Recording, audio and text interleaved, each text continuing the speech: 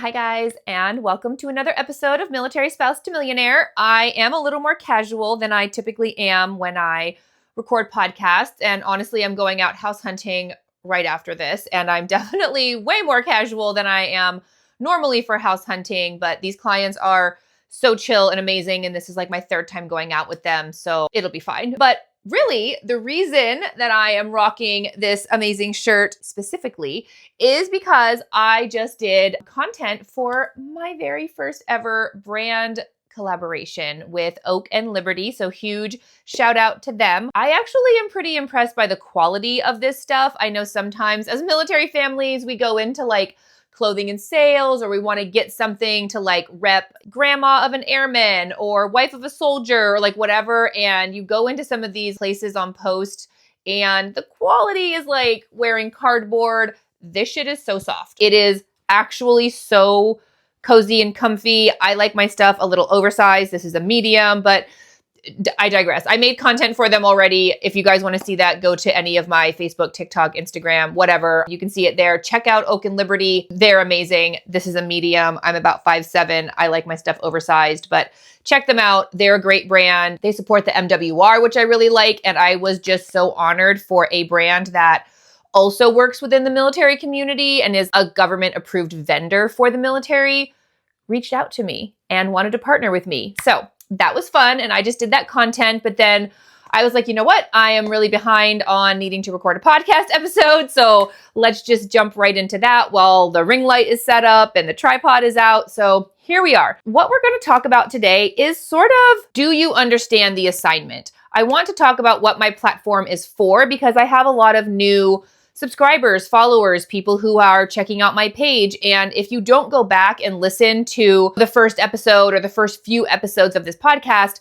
the overall mission of what I'm trying to deliver here, the message that I'm trying to spread can get a little bit lost. So I just think after, I'm coming up on almost 30 podcast episodes, which is crazy. Thank you all for supporting and always tuning in and listening to my ramblings. I think it's good to just go back kind of to the beginning and let's talk about the mission, the goal. We as military families need to be doing the absolute best that we can while we're active duty. And even, say you only do 4 years and you get out of the military, you still have a VA loan benefit that you can be using, and you should be using to purchase homes. But really, while we're active duty and while we're getting tax-free money, AKA BAH, for housing, we absolutely need to be doing the best and most that we can with that money that we're getting tax-free from the government to further our financial success,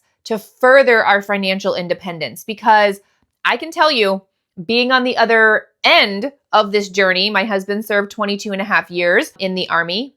He has 100% disability. The money that he makes from those two things is substantial in the sense that, it's not nothing. Complete transparency, it's a little over $5,000 a month. But if we were to just rely on that to live and we didn't have any of the other investments that we've done over the years, if we didn't have our 12 rental properties giving us passive income, and we wanted to both retire, we would feel like that's a very fixed income, especially if we wanted to stay somewhere a little more expensive like Hawaii. So then we would be forced to move back to the mainland or move somewhere cheaper that maybe we don't want to live. The goal is to make financially wise investments and decisions while you're active duty that leads you to a more stable, happier, financially independent future. Does that require some degree of short-term sacrifice in the present? Yes, absolutely. But that is true of any type of investment. So I think if you're not willing to make short-term sacrifices for your financial future now, quite frankly, you're always going to be broke. And that's not just true of real estate investing. Real estate is where I encourage most people to invest heavily because the statistics are undeniable. 90% of the world's millionaires make their money through real estate. So yes, that is what I'm doing because I can't rap. I can't play basketball on a very high level. I love tennis, but I am not going to Wimbledon. My husband and I have to make our money, make that financial stability for our families how 90% of other wealthy people do it, and that is through real estate investing. And especially being military families, again, going back to BAH, that is tax-free government money that we're being given that you can choose to just spend in a way that is paying down an investment of yours versus giving it all away to on-post housing or paying someone else's mortgage. So in a nutshell, that's the message. It's not a get-rich-quick scheme. It's not like you're going to buy one house and be loaded for the rest of your life. But over the last 15 years, my husband and I have made strategic moves within the real estate world, even before I was doing this professionally, to set ourselves up for financial success. And now here we are, self-made millionaires because of the VA loan, because we simply took the time to get educated and didn't make fear-based decisions on the housing market and housing options and interest rates and all the things that people get in their minds about. You guys, we bought our first house in December of 2009. That shit was a scary time to buy a house. Any market conditions that we've had in the last decade do not compare to the market conditions when we bought our first home. But I know there's a lot of fear mongering out there, which is what other episodes of this podcast hopefully combat. And hopefully on my one-on-one client calls with people, I get the chance to debunk a lot of those myths, which brings me full circle to this sort of realtor hot takes that I'm going to give you guys. And I printed out just a few that were kind of on my mind this morning when I was getting ready. So hot take number one, you need to remember that the stranger that you meet at In Processing after spending months talking to me and getting data and statistics and actual numbers that are accurate, that stranger that you're meeting, even though they're in the military too, and oh my God, you went to basic training at the same place together, you guys, that person is still a stranger. You don't know their experiences, their backgrounds, their biases.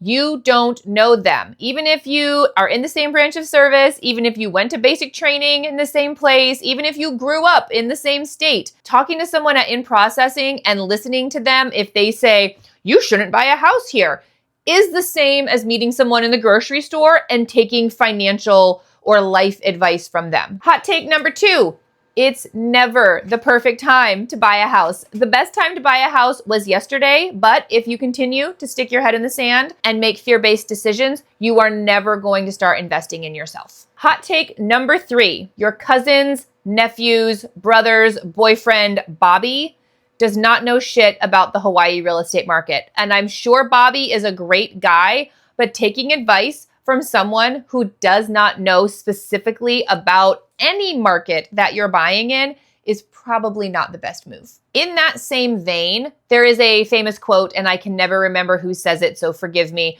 But the quote is basically, don't take advice from someone who's not where you want to be in life. And that is just something that always resonates with me, especially as Clayton and I have been on this sort of wealth building journey, and the people that we choose to surround ourselves with are definitely of a different mindset. They're, wealthier than us. They're more successful than us. We want to surround ourselves with people that are where we are striving to be, because that continues to motivate us. And that is also what we want to be for people who aren't where we are, but maybe want to get there. So if you're listening or watching this and you haven't started your real estate journey, or you're just beginning your real estate journey, or you're younger than us, or whatever the variables might be, we pride ourselves on now being those people for somebody who wants to get to where we are. And we have people that we choose to surround ourselves with that are places that we want to get to. So don't take advice from people who aren't where you want to be in life. No, for the last time, interest rates are not too high to buy a house right now. Statistically, for VA loans, the VA loan interest rate is still under the 30-year average for interest rates. If you don't believe me, ask my mortgage broker husband. Like I said earlier, wealth building, no matter what you're choosing to invest in, comes with some degree of short-term sacrifice. If you are not willing to sacrifice in the present to make yourself a better future, you are always going to be broke. Last hot take, unless other random things pop into my mind before I'm done recording this. I think as a society, we can be sort of negative Nancy's, and it's very easy to go online and to be negative about something, and therefore people read a lot of negative things online. I think it is fundamentally so important to get your own education, to make your own decisions based on information and statistical data, not sticking your head in the sand, not listening to the fear mongers, not just making a snap decision. As an example, I was talking to somebody right before I filmed my Oak and Liberty content, and she was 21 and her husband is 22, and they're getting ready to move here, and she's pregnant, about to have a baby next month.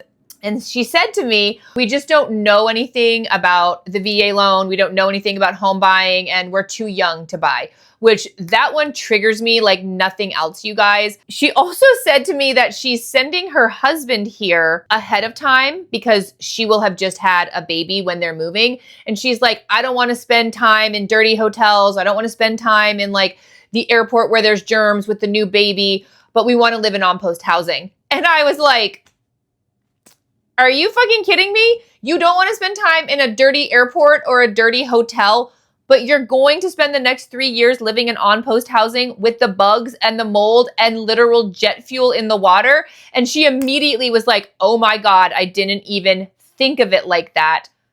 So that was a moment of epiphany. But circling back to my original tirade, she said that she was too young, that they didn't feel like they were responsible enough to own a home. And I immediately cut her off and I was like, ma'am, I do not mean to be rude, but hear me out here. Yes or no? Your husband is responsible and old enough to be, he's in AIT. He is actively in the process of completing basic training in AIT or tech school.